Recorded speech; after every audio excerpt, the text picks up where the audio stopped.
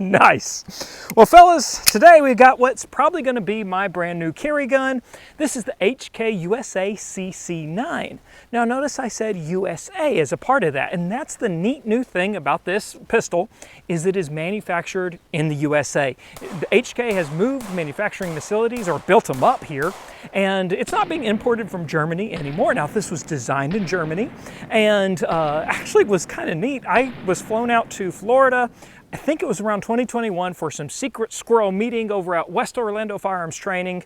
Philip Topino's got a really cool place there, and we ran the HK CC9s through its paces. It was the prototype, the new version. Well, the main feedback was like, hey, you guys got to make sure that it holds a red dot. Everything's red dot now. And so they took all that back to the drawing board, and when they released the CC9, they did it right, and we've got a great HK right here. So we're going to dive into that today. Well, fellas, our sponsor for today's video is Renewal Rain. It's hot out here, so I'm excited that they're a sponsor because it hydrates well, that's for sure. There's only 5 ingredients, so it's healthy too. You got like water and Dead Sea salt. It's really good stuff. They're a Christian-based company, and their goal is that, hey, while you crack open a can of Renewal Rain, just stop, slow down from this busy life, spend some special quiet time with Jesus, change your heart, and then change the world. So you can go to renewalrain.com/TSD25, use my code TSD25 to get 25% off your order. All right, now let's get on with the shooting. We're at 5 yards here, and I want to go ahead and just do some accuracy printing at first because that's what everybody will want to see. Right here we have some American Munitions 115 grain jacketed hollow point. It looks like there's only 3 rounds there, but 3 of them are in the same hole. So now we'll go, this is some Black Hills 124 grain.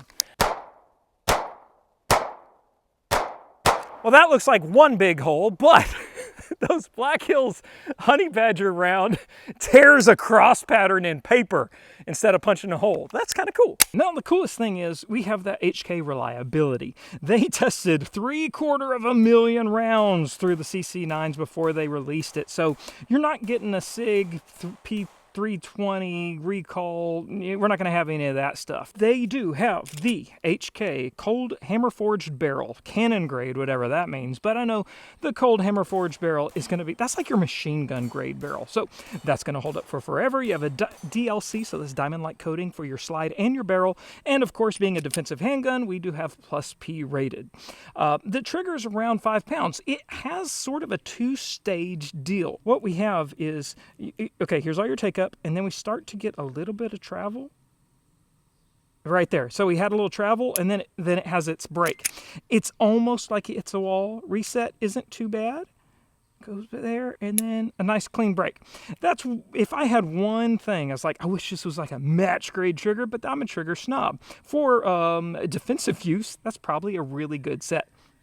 You have a high visibility tritium front sight. I think I see the XS logo there. And then just a blacked out rear sight. But who cares about sights when you're going to put a dot on it? Yes, I'm running an O sight. You know why? It was free. And they do have, and it works. It's enclosed. And I can charge it and, you know, see it's got a shake awake and all that. But it has the 407K or the RMSC footprint, which fits great on this slide. And also is going to give you a co-witness factor. It will come with a 10-round magazine like you see here, but then a 12 is also possible. 12 plus 1, 10 plus 1. It's getting better now, but I tell you what, getting that 10th or 12th round in there at first was almost impossible. But I guess the springs relaxed just a little, so it's better. Speaking of springs, though, the recoil spring in the first place is pretty strong. So if you were looking for a handgun for your wife or someone with fair, weak hands, this may not be it because it's a little stiff and it takes a bit of oomph to cycle. You do have completely ambidextrous design, though. We have ambidextrous magazine release on each side. Not something you have to switch around, something that just comes from the factory that way, as well as slide stops. I notice that when I have an ambidextrous mag release, sometimes I just get used to it. And so when I'm taking the mag out, if I'm hands off it, I won't hit it here. I'm going to hit it over here. I like using both of them. So I like that. You have a standard Picatinny rail. Gone are the days of the proprietary HK rails that you need an adapter for. No, you are good to go there. You have a loaded chamber indicator. I have no live rounds on me, but when you load it, it will pop out a little bit and you'll get a little more red, and it's something you can also feel. Something else about the mags though, there's been some handguns I've tested where the magazines do not pop out. These pop out with force, with authority. You can even turn it upside down and pop it. Look at that. It comes out. It wants to go out so that you can have a quick reload. That's cool. The ergonomics are pretty good, especially for a compact gun. It's got just enough of the kind of a swell, and it molds to your fingers well, and you will have a back strap in case you wanted a larger one. I usually just run it with what it comes with, and I haven't even messed with the other back strap.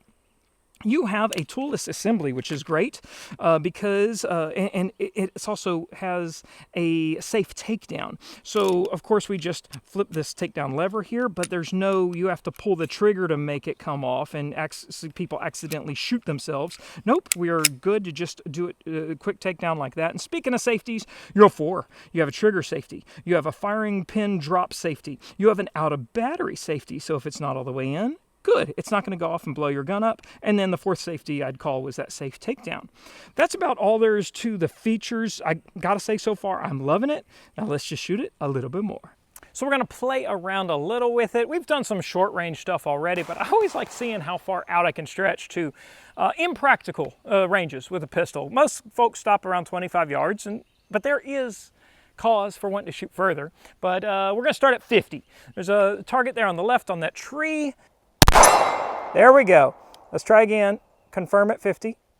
All right, cool. 75 yards. We'll see. Okay, 75 worked. Let's go to 100. The LaRue target back there in the dark. There we go. The light is bright when the target's dark. Okay, let's do 100 again, though. Nice. Okay. So that's not too shabby, and a lot of it is, if you have a match grade trigger, it's even easier, but that we're doing it with the stock setup, pretty cool.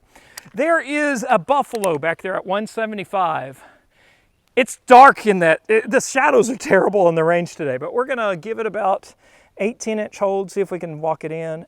We never can see our misses though. Well, there we go. The flasher didn't go, but that was it.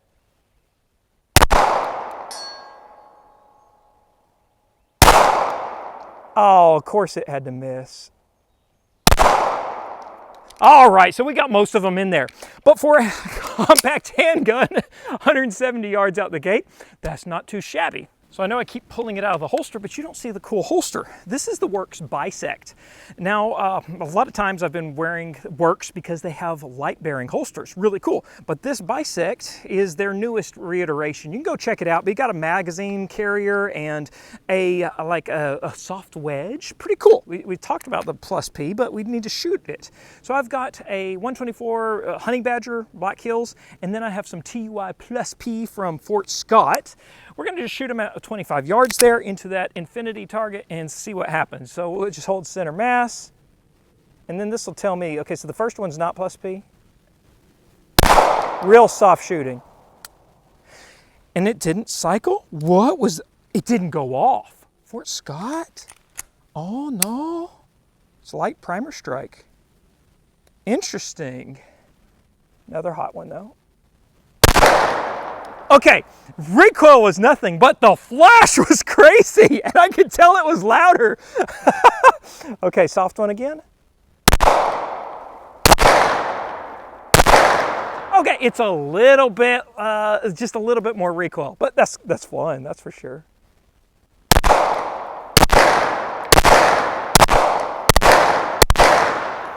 Okay, for a Plus P round, I don't really feel anything, but Fort Scott, you gotta check those powders, because that flash would not be ideal in the nighttime if I can see that much flash in a daytime scenario.